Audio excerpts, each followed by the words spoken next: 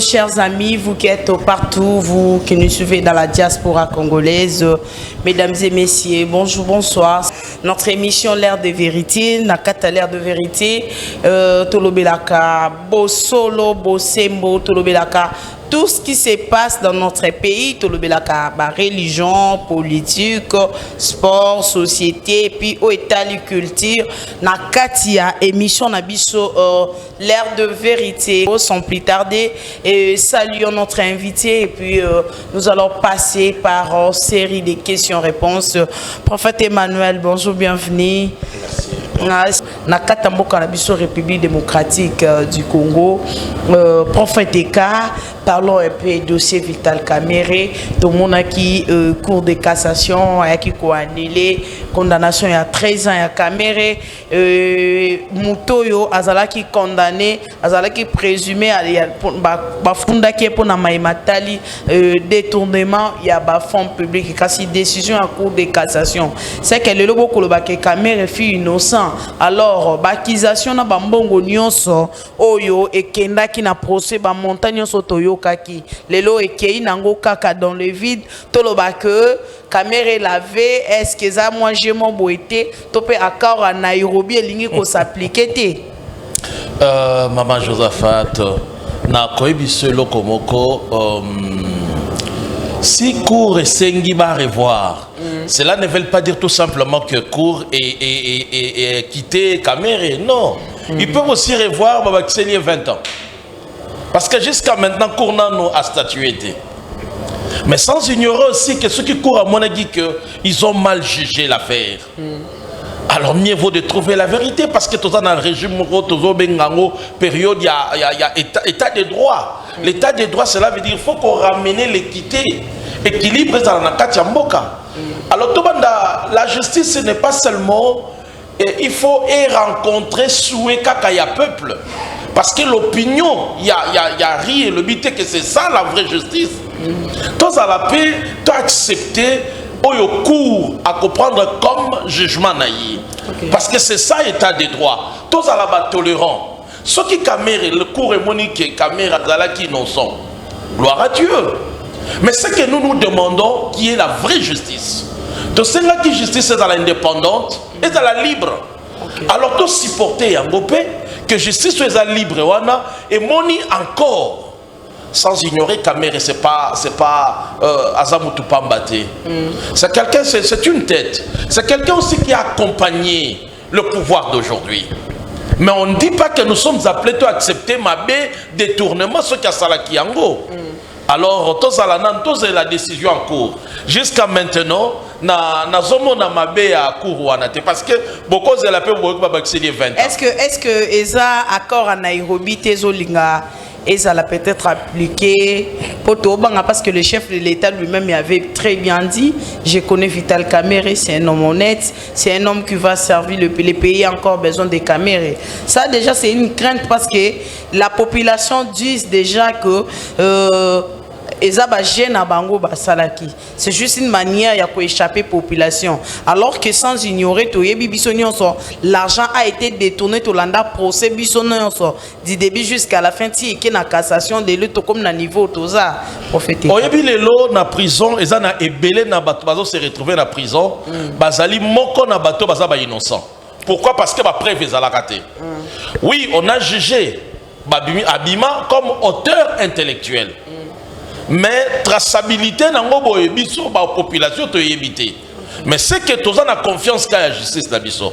Ce qui chef de l'État à l'Obaki que Kamerhe c'est un homme de confiance, un homme intègre. Ça n'engage que lui. Mais biso toza kota la o ezali justice. Parce que au justice a eu décision. Il y a ngonde mutako kolongolango azate. Mais sans ignorer aussi que Kamerhe c'est une tête. C'est Kamerhe qui a amené Kabila. Kamerhe a fait de Kabila ce qu'il est aujourd'hui. Donc il a fait des Tshisekedi. Kamerhe a participé à la grandeur de Kabila.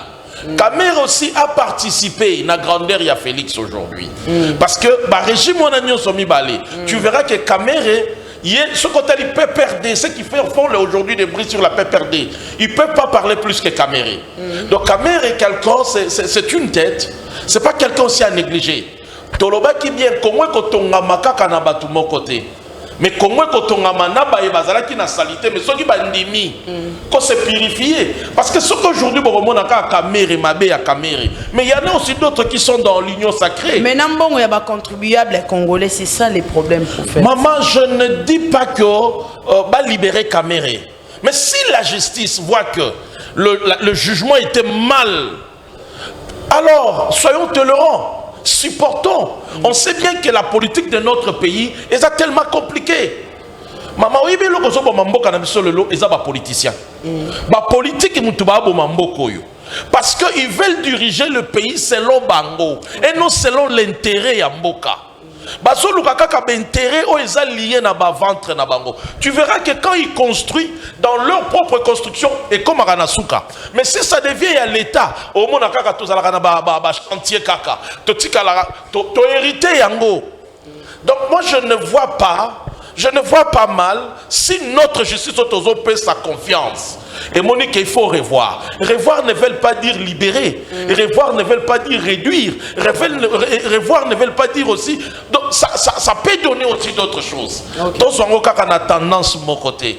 Donnons confiance à notre justice et je crois la justice élève une nation. Donc si je comprends, quand tu as une idée à téléspectateurs, il y a quelques-uns qui disent que aujourd'hui l'état des droits c'était seulement de sacrifier Caméré pour que l'état des droits est réellement vraiment appliqué dans notre pays sous régime Tshisekedi, alors que sous coulisses il n'y a pas vraiment état des droits. Non là surtout qu'on a pensé on est comme Mabé tout le là-bas préjugement on a ce qui tue le Congo aujourd'hui ce sont des préjugements on a état des droits état des droits est lié sur un individu.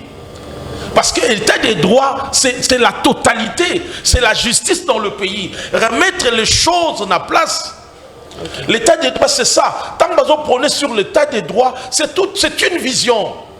Pour élever cette nation, il faut que la justice est zonga. C'est même la vision du chef de l'État. Chef de l'État, et je lui donne cette confiance et je crois son pouvoir en fonction de cette vision-là. Okay. Tu sais, Congo pour évoluer, Congo Kende Liboso, il faut justice et Fananamboka. Parce que le Congo ne manque pas l'argent. On a presque tout, mais tous à la Nanzala. Souffrir. Parce que les gens ne craignent pas, les gens ne sentent pas la justice. Or, il y a un message à justice. Nous devons l'acclamer. On ne peut pas lier ça seulement à un individu. L'état des droits, c'est la République.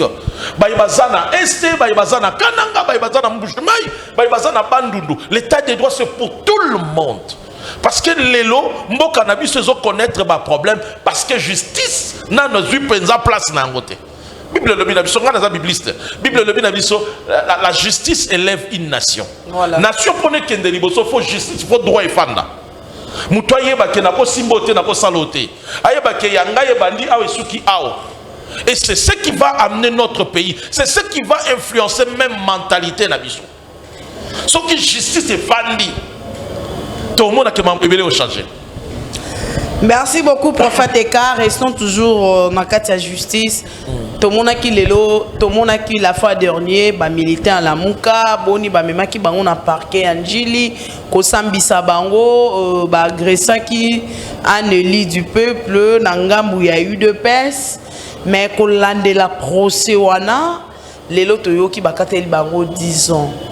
Nangambu il y a avocat, moko ya avocat ba la Mouka, bako déclarer te justice na bino ezali justice ya lokuta parce que kota là député o azali ko prétendre que il a été menacé par 10 personnes, il est en bonne santé pour ne pas aller trop loin avec le mot, il est en bonne santé, indice mon côté à maintenant c'est zakat naie et puis bandeko wana baza condamné injustement bako senga il faut qu'on revoie un nombre de décisions wana.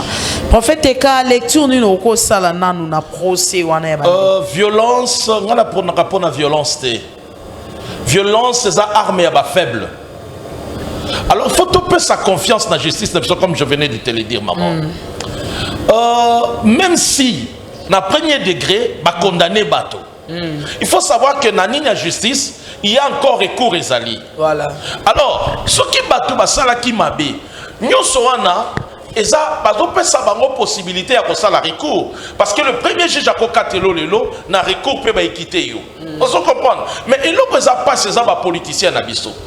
La civilité morale, il faut tous d'abord na katia ba parti politique. Même honnêteté photo banda kozongo na kati ba politique na biso parce que bangonde il faut ba benda ba tirer matoi na ba militant na bango oyebi lelo comme bato bazoninga ko instrumentaliser bato bali bazo bato comme ba tremplin na bango c'est pour ça que nous avons ba bêtises ezebele au mona bitumba na bango ezaka sur le pouvoir. Et les autres font du mal pour le pouvoir. Or, nous devons lutter pour l'avancement à Congo. Parce que les individus passent. Lobi tozalaki na Kabila, mais l'autre na Kabila te. Lobi kuna tozalaka na Mobutu, mais toi na Mobutu le sauté. Donc cela veut dire, quand on commence à faire le culte de personnalité, c'est pour cela qu'on a un trouble ou un agnoson. Mais je demanderai seulement à notre justice, je donne confiance à la justice. Je donne confiance à la justice. Total à justice à Koloba. Mais si je ne pense pas que justice à Kosala Yango pour Koloba que non, Bango la Mukala, ce sont les politiciens, ils aiment seulement amener les gens dans la polémique moko. Mais qui vient baba militant la Muka. Mais entre autres parmi avocat ba Koloba. Entre eux, qu'est-ce qui prouve que ce sont les militants de la Mouka? C'est ce que la justice a politique selon le député, il avait déclaré. Maman Nazoye Bisayo, politique n'a biso. On est loko batu babo sanaka. Tango bozui pancarte bobambi bolobi que groupe Kingani. Événement salamiwana. Laissez aussi à la justice de faire des enquêtes. So justice est lobby que non, il y a deux fois assimé. C'est vous. Donc quelque part, moi ça me fait mal. C'est comme si la politique et Nabiso, ils sont là pour nous ramener dans le voyoutisme, qu'on ramène les biso dans le désordre. Moi je pense que la politique il faut aimer Mabiso n'a ko tonga mboka n'a ko gouverner mboka. Yango zo mona mingi lelo tant bazo zo pouvoir résoudre à la kamuibi. Le pays n'avance pas. À cause de ça, parce que la politique ne transmet pas la vraie vision, ne transmet pas la pensée, le patriotisme. Il y a il faut réformer le système éducatif Nabiso. Pour Nanini, parce que dans le système éducatif Nabiso, on nous apprend beaucoup de choses et ça n'a pas s'avancement à Congolais. C'est comme Biso tu apprenais le civisme, mais pas dans le civisme ils ont sauté.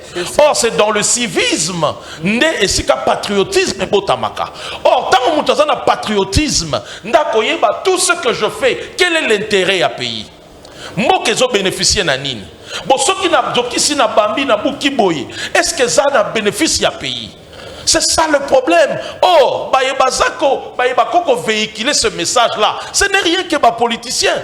Mais Bazawana pour véhiculer la haine, ce sont des aînés, des gens qui ne veulent pas que le pays avance parce que Baponi Moussoussou, comme il y a zuité, l'autre là, il faut pas accepter. Dis-moi, comment le pays va avancer? Donnons confiance à la justice. Même si ça ne rencontre pas pensée Nayo. Mais la justice est libre. Il y a que ça là, qu'on interpréter la loi Nayango. Et ceux qui vont dire que vous êtes d'accord, il y a des instances. Maintenant, quand la justice est corrompue. Oh là. Parce que dans notre pays, les gens disent que au Congo, il n'y a pas la vraie justice. Hein, parce que notre justice est corrompue, il y a toujours les intérêts des individus, il y a les intouchables. Donc c'est un peu ça, en fait. Maman Nakoye Bisayo, il faut donner confiance au pays. Tu peux sa confiance dans Mboka Nabiso. Je sais bien qu'on parlait plus na justice Nabiso depuis Kabila. On parlait que justice est à Koufa. Justice est à Koufa. Oui. Tu peux sa confiance. On se comprend? Tu peux sa confiance. Même quand on voit que les gens condamnés qui bango pour un détournement, chose grave, tout le monde va circuler librement. Là on est contre. Mais cela veut dire on n'a pas vu place au biloko ba détournement que tout le monde a été. Mais yango na to benga okaka to pesa ngoka confiance pour la justice. Maman nanga Josaphat na koyebiso eloko moko. La première des choses, on est d'abord le civisme. Ça va nous amener le patriotisme. Parce que dans le patriotisme, on a la possibilité, il y a Moutounion son domaine naïe à manifester patriotisme. Ce qui a fait que la Chine, et comme la Chine, ils ont le patriotisme na bango. Or, biso va permettre bisoter. Au moins, il y a na koza na kokoza na botami n'époque Zaïre. Na yebi ba Congo. Na yebi Est, même si na kete, mais na koyeba. So la ni na ba lignée famille na ngo kokuta soit fonctionnaire à l'état moko boyi akendaka kuna. Donc on a cette histoire là. Donc bateau ya lelo, basu chance wana te. Or c'est ce qu'il faut amener au peuple congolais.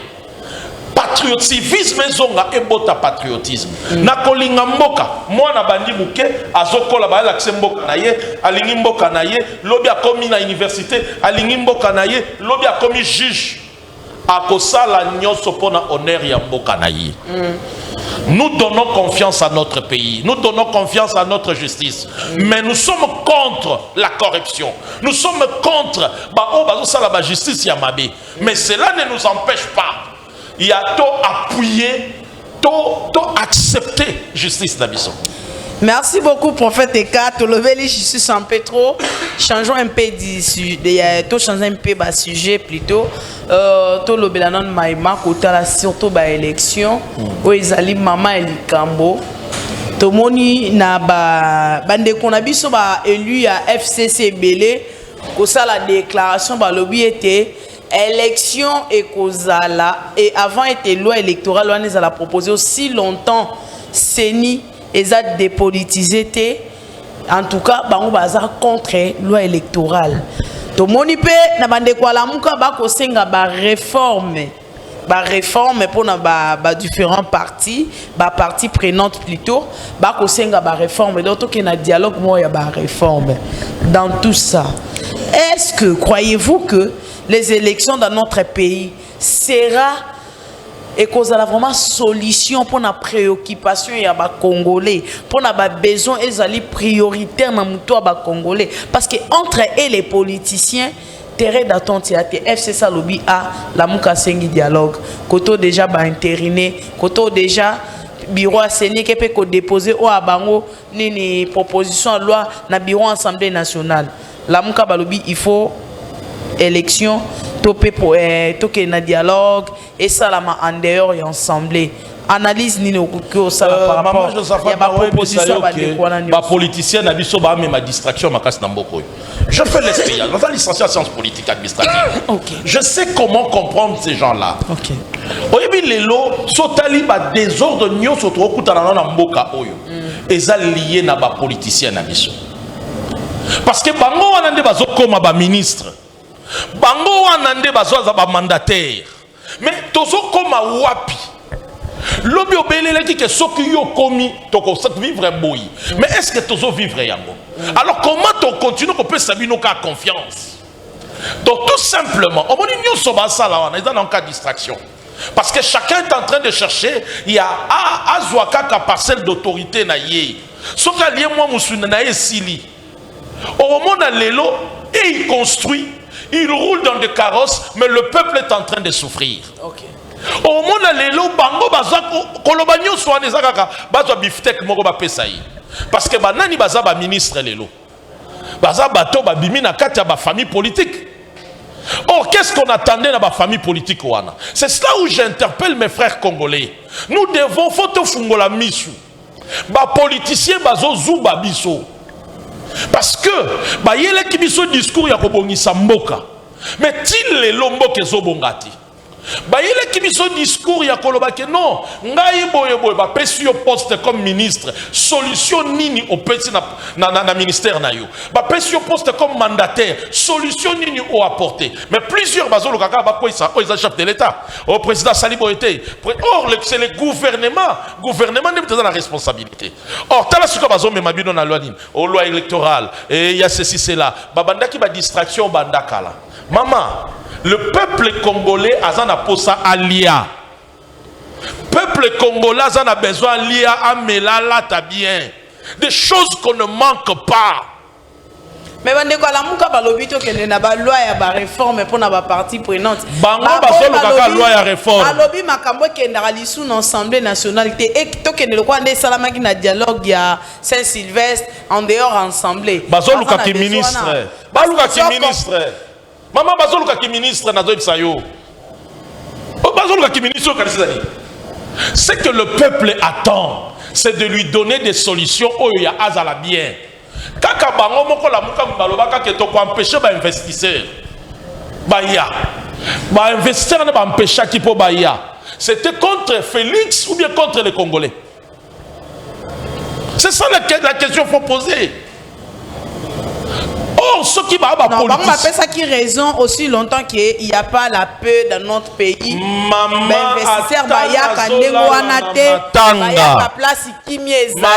atatozana matanga na suka to lukaka ya kolia. Na lesima na leli. O ba yibiso ke na matanga mutalia kate. Kutu muta kufeli mobali. E mo bosi bo bendie na moi coin. Bo pesi eloko kolia po akokufa. Mais yo siko lobi ke no ba koyate. Est-ce que tu aimes le Congo ou bien tu es ennemi à chef de l'État? Ce qu'on est ennemi à chef de l'État, pour partager l'opinion de mon côté. Il y a bisonine. Biso problème na biso za. Balobaka mobali ya maman aza papa. Tant que ko cautionner les tcheli biso bisibino papa na bino yewana. Biso to salini tondimi ce qu'on pense na biso za tolia.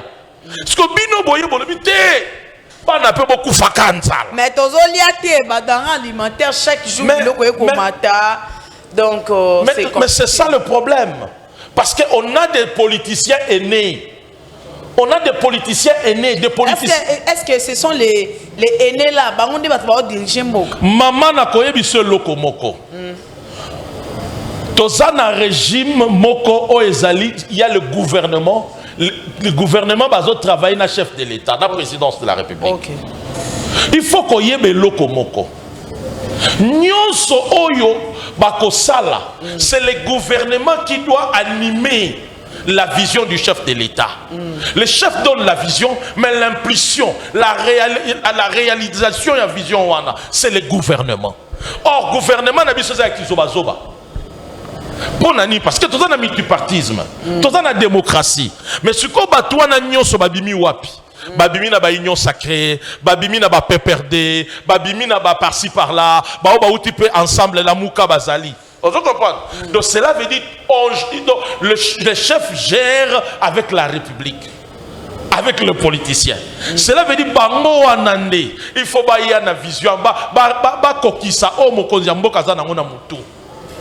Tant que bango bazana bolingote, bango ba mona kaka Félix Antoine Tshisekedi Tshilombo. Nous souffrons. Or il faut bango ba tchana mutu na bango ke 5 ans à kokendep. Après 10 ans à kokendep. Ngape na koya. Siko biso toza na ba politicien moko bazali. Donc comme ngaite bango pe simbati. Siko ba bazonyo koma ezayi ete po ya zo futama. Yé basombela ke mutuka, yé basombela ke costume. Mais nga fona luka costume na nga fona luka Thompson na lia. Mama Thompson est mon anate. Foufou passe, lipe mati. Ce que dis-moi, yo au coincé ngai pona mutu oyo aza obligé ba laisser ba latisa yi. Yé bisanga est-ce que nga na kolinga yo. Yango congolais so amaye, il faut comprendre ba politicien na biso. Ce sont des aînés. Bakoto va jamais solution pour le Congo, Bangoana. Mais tu traité qui Kabila, on a eu à critiquer Joseph Kabila, étranger, à Lingi Congoté. Maintenant, nous avons un fils du pays. Mais on ne trouve pas toujours solution. Au moins, on a dit que non, il y a un réseau PESA, bandeko ya opposition, piste, babima po baloba. Parce que balobi biso to finge Kabila, to kanisa qui avec les fils du pays, les choses vont marcher. Est-ce que va faire mais on trouve que l'IPA 200 francs ezate, l'IPA 300 francs eza kokauka. Toke na ba marché, il y a pas de poisson. Tote koloba uta la ministre économie. Après avoir colonné la ministre économie, tout le monde va makambo ebele. Carburant, n'en parlons pas. Un pays comme le nôtre, on peut manquer de réserve à carburant. Maman Josaphat, il y a une réalité tobo sanamboka nabiso. L'autre fois dans le émission, il est difficile à notre opposition d'aujourd'hui va vaincre Félix. S'ils veulent le vaincre, il faut utiliser méthode Moussous. Il y a une méthode qui va prendre na IDPS. Vous comprenez? Parce que la plupart n'a pas la généralité. Bibi na IDPS. Voilà. Et puis surtout les Congolais vraiment. À 80%, baoza bato bandimaka vision ya Vietchen. Ils sont nyonso. Sikoyo. So boye na ba méthode o bozwa ke pa na biso, biso moko to yebani bolonga te. Parce que un Félix a travaillé à Kati. Ko travaille Félix a liboso angoy.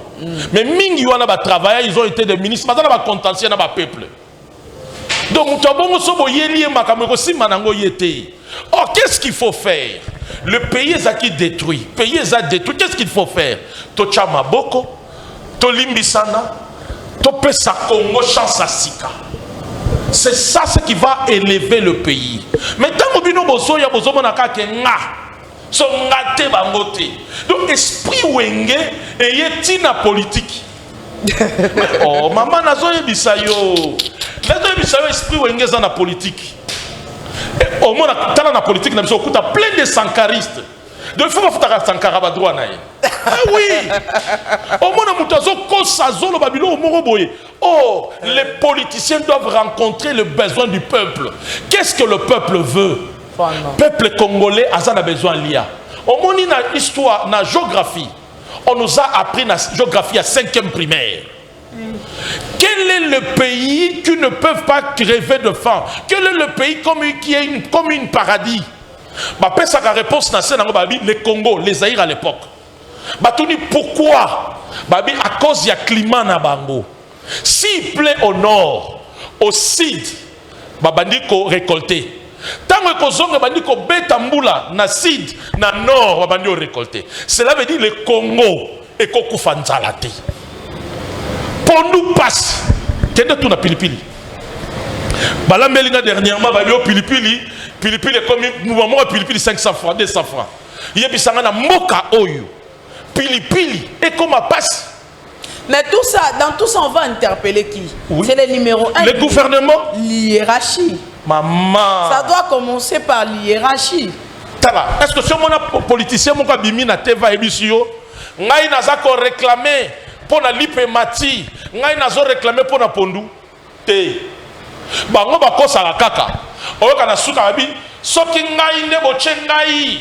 Ngai na kobongisela bino neti nzala ozwa ba conséquences ezo la baninga yango yo lingo matelango escalier te linga biso Congo biso nde to peso pouvoir omoni papa Etienne congolais mutalinga kiye parce qu'il y a la vérité est-ce que mon papa Etienne azo ba mingi alors ba mingi te et loko ezana ba politicien na biso hein. Mais papa Etienne azate on suppose que moi na papa Etienne fa ça la ba makamo ya kitoko tu sais Félix Azobunda.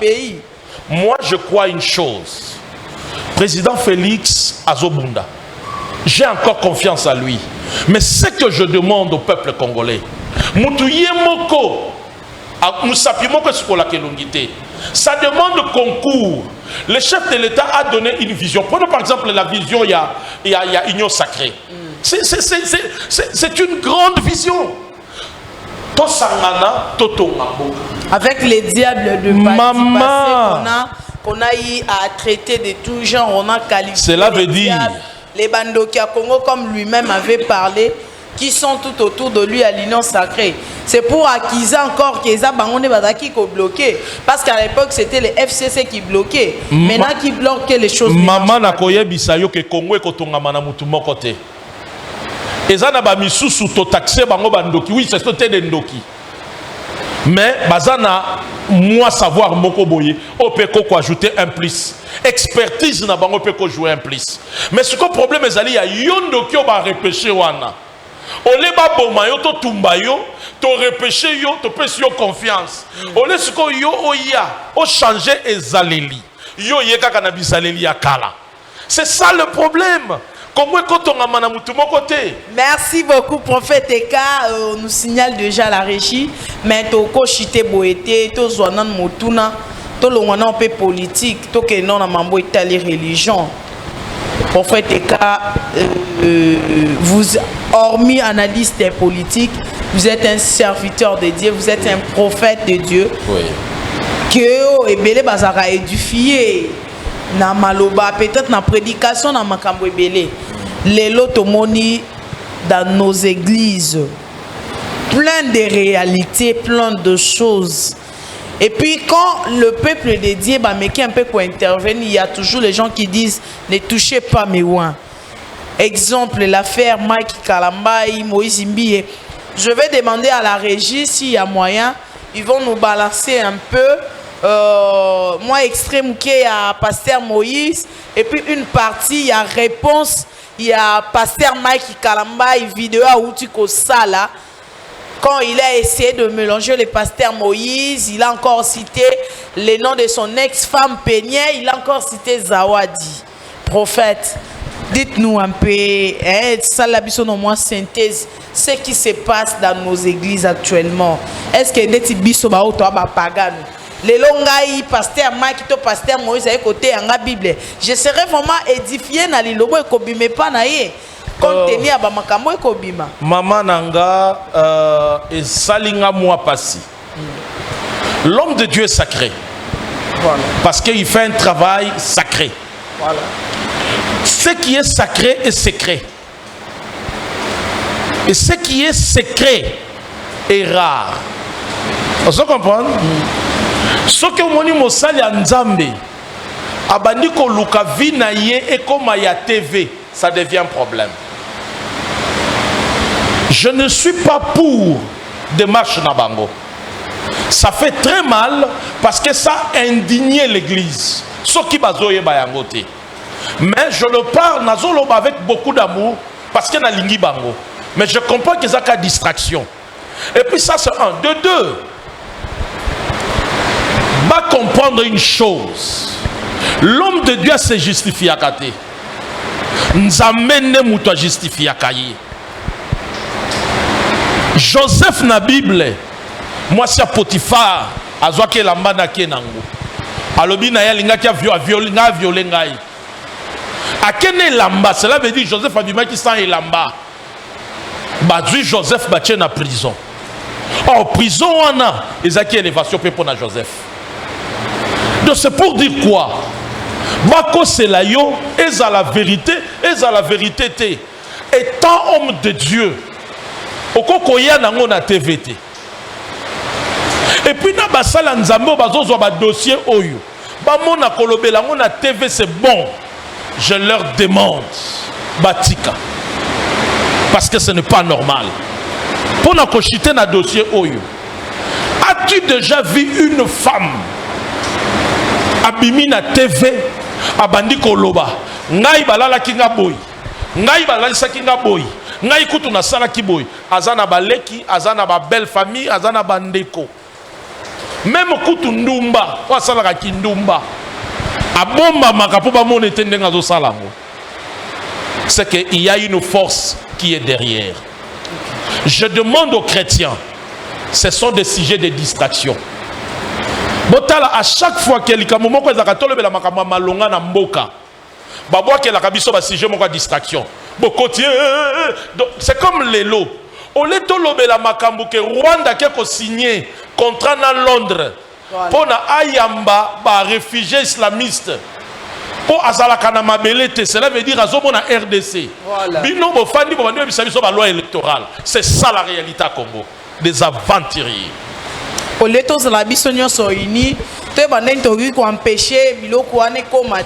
C'est ça le problème. Baboua qui distraction. C'est de même aussi à l'église. Les lobazolo bela zawadi. Nayo sa moisi. Ngana na mona moisi. Te Bible lobi hein. Mobali likolo moisi aza lokola mai masu ezole kana ebali. Lukela nganzelo masu elekaki ne bali. Ezakate. Mais mon moi ça na sala ki boy na zo kisai boy mama tika kindoki. Donc pour comprendre peu bino basala nzambe que diable a largué batu pour na ba déstabiliser bino. Est-ce que pasteur Mike réaction à Moïse? Est-ce que toi tu es saint? Est-ce que c'est de cette manière qu'il peut traiter son ami pasteur? Tu es saint. On dit problème les amis. Naza contre la réaction na bango nyoso mibale. OK. Ils ne peuvent pas prendre les sacrés, l'exposer. Et puis problème les amis. Manque il y a respect à ma père. Et puis Congo est un problème, il y a batata. Parce que lorsqu'il n'y a pas de père, repère est aux aladis sautés. Biso bato te outi na groupe de prière. Donc quand on a likamuna yebi ke na koluka mpaka. Na kobanga kutu ke mpaka yoka ongai na asala. Ça fait un peu du respect. Comme bango bazana ngote mena ko senga na bango. Batika makambo wana. L'humilité, c'est fermer la bouche. Laissez Dieu parler pour toi. Ce n'est pas passer à la télé, je vais défendre ceci, je vais dire ceci. Ça nous empêche, ça nous amène à rien. Plutôt, ils ont déstabilisé Moussala Nzambé. Ce n'est pas ce que Dieu nous demande. Dieu nous demande de garder silence. Merci, merci beaucoup. Merci, prophète Eka. Nous sommes arrivés à la fin. Qu'est-ce qu'aujourd'hui, peuple de Dieu peuvent retenir par rapport aux réalités qui se passent dans nos églises et surtout la situation en Cannabis, en tout cas, Congolais, par rapport à Yamakambo et Tali Rwanda, n'est pas qu'on signe contrat parce que on m'a belé na on tué bez à la mouké, tu éviter ba ocha ba on pandini na est en Cannabis place ba mesana. Prophète Eka, Congolais va retenir n'importe chité. Oyebi, ngana yebi lokomoko ke Congo est changé. Ngana yebi ke Nzambe azo ayena mupe pasika. On dit pouvoir à Félix et à pouvoir moko Nzambe mutalingiango. De même pe Kabila nda renyaki Nzambe ayebaki pourquoi.